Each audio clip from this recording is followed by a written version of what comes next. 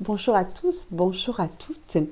Aujourd'hui, je voudrais que nous revenions sur un jeu, sur un oracle que je vous ai déjà présenté parce qu'il va nous servir à faire un travail d'ouverture de conscience. Je vous le représente donc, c'est le jeu La fleur de vie de Barbara Heider-Rother.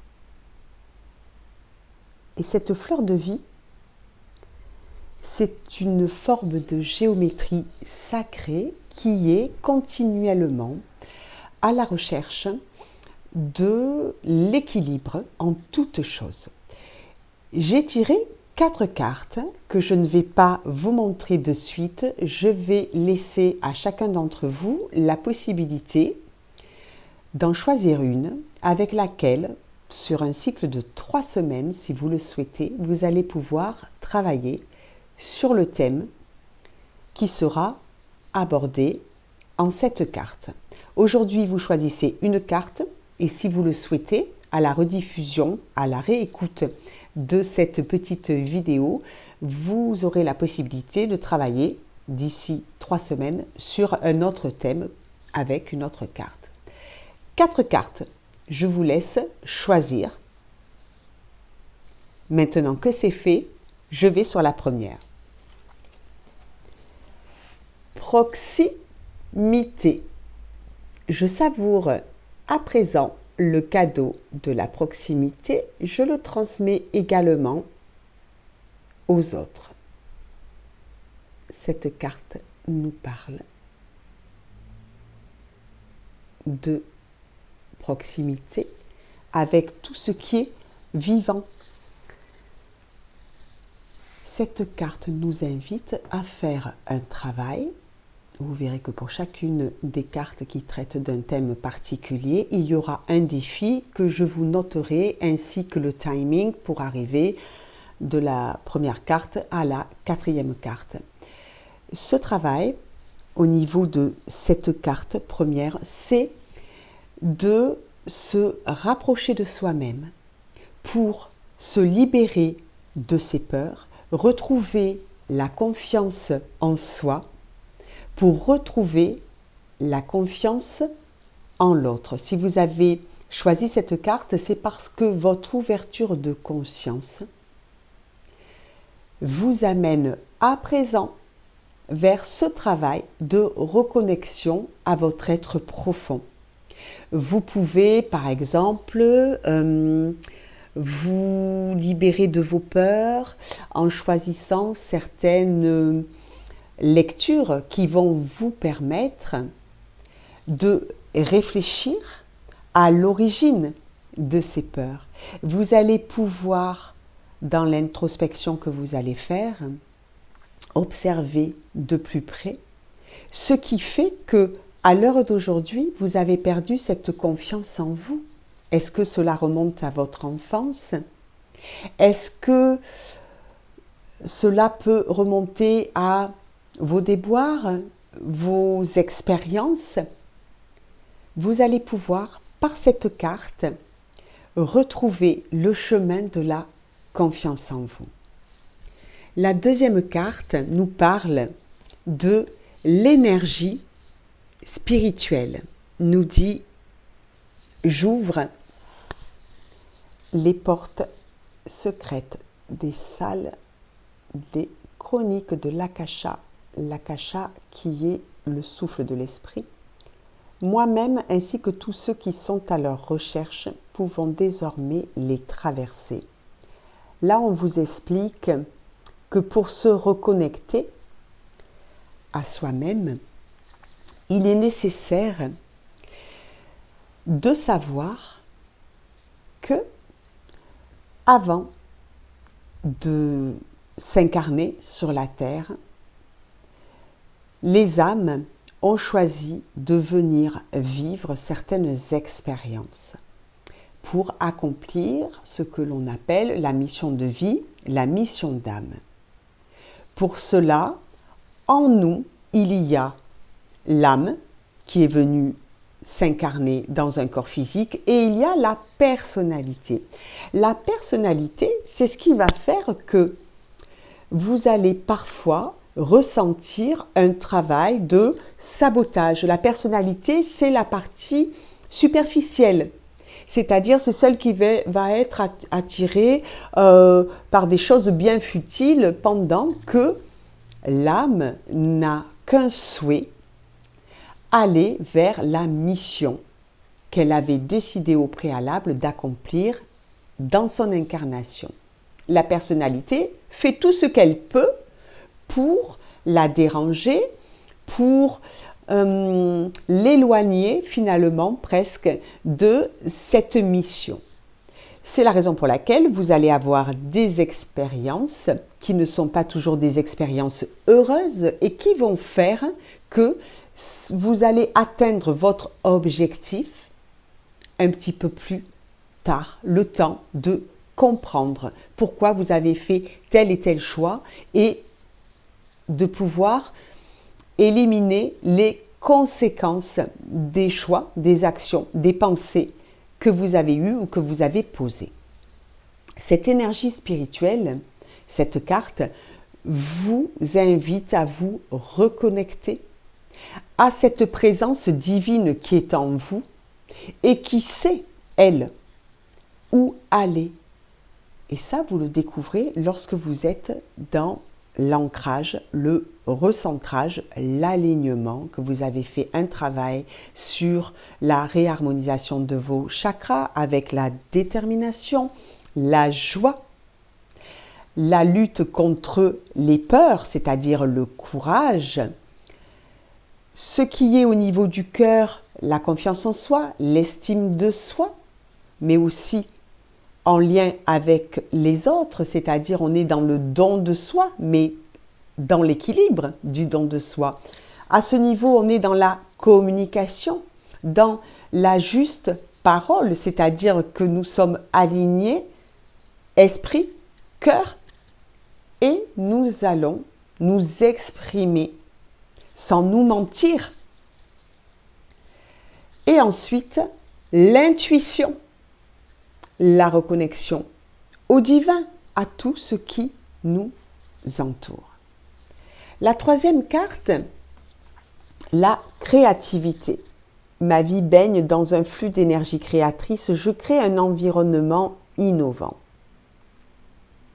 Il est des fois difficile de rester dans la créativité lorsque nous vivons ou subissons le chaos. Or, de nombreux artistes, qu'ils aient été écrivains, peintres, ont pu faire ressortir le don du ciel dans des périodes sombres de l'histoire. Je pense au journal d'Anne Frank, écrit pendant la Seconde Guerre mondiale. Je pense aux écrits de Martin Gray, qui par 2 fois a perdu tous les membres de sa famille.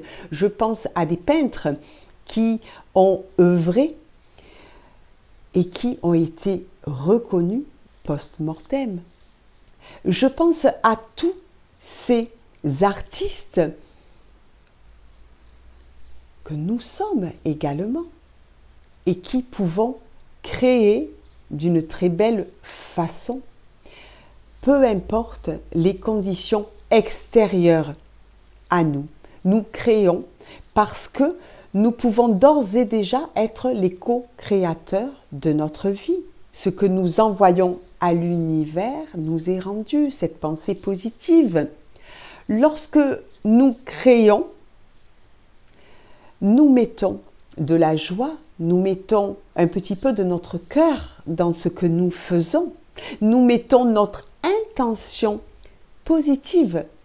Et souvent, les artistes, les créateurs ont pu enlever et changer, bouleverser des dogmes, des vieux schémas. Restons dans la créativité. Je pense à des amis qui sont des artistes nés et dont les facultés, dont le talent est un rayon de soleil.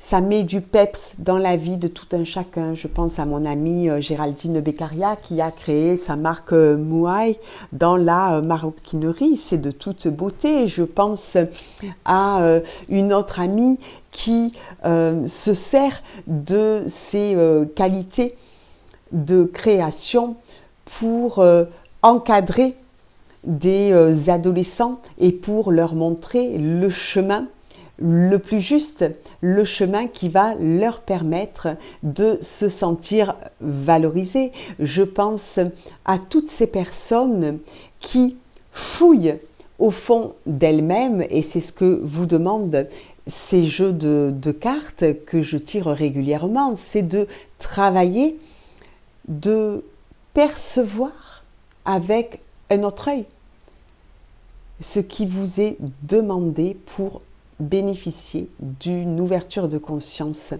plus grande. La quatrième carte, l'amitié véritable. Les amis véritables se sont déjà rencontrés au ciel. Ils créent une sphère d'amour et de compassion ici, sur cette terre.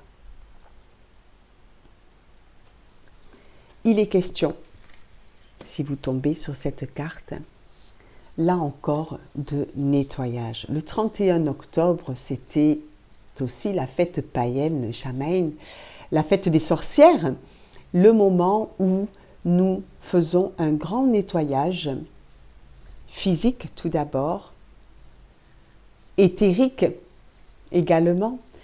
Nous nettoyons 31 octobre jusqu'à la prochaine pleine lune qui serait, il me semble de mémoire, le 15 novembre, une pleine lune noire. Ce nettoyage est nécessaire parce que tout au long de notre vie, nous allons rencontrer des personnes. Selon les époques de notre vie, selon notre expérience, selon notre parcours, selon également notre évolution spirituelle. Il y a des personnes que nous avons rencontrées dans la cour de récréation lorsque nous étions enfants, avec lesquelles nous avons pu connaître nos premières émotions, notre premier lien extra-familial. Il y a ces amitiés lors de la période de l'adolescence où nous avons pu partager des secrets, nous livrer, réceptionner également. Nous avons ces amitiés qui ont pu être pendant toute cette période de l'âge adulte. Et aujourd'hui, la sagesse veut que nous regardions bien en face cet accompagnement, bien en face ce lien que nous avons tissé les uns envers les autres. Il y a des personnes que nous avons rencontrées et qui n'ont pas évolué de la même façon que nous. Il n'y a pas de mieux, il n'y a pas de moins bien, on est bien d'accord. C'est juste que aujourd'hui, il semblerait que nous n'ayons plus grand-chose à partager avec ces personnes et réciproquement. Laissons nos chemins se décroiser, pour ne pas dire se séparer. Il y a toutes ces personnes que nous avons la joie de rencontrer parce que leur présence nous fait un bien fou. Il y a ces personnes que nous reconnaissons dans cette vie terrestre parce que, justement, auparavant, nous avons décidé de les rencontrer lors de notre incarnation sur cette vie terrestre pour que nous puissions nous reconnecter sur une même ouverture d'esprit, sur une même évolution.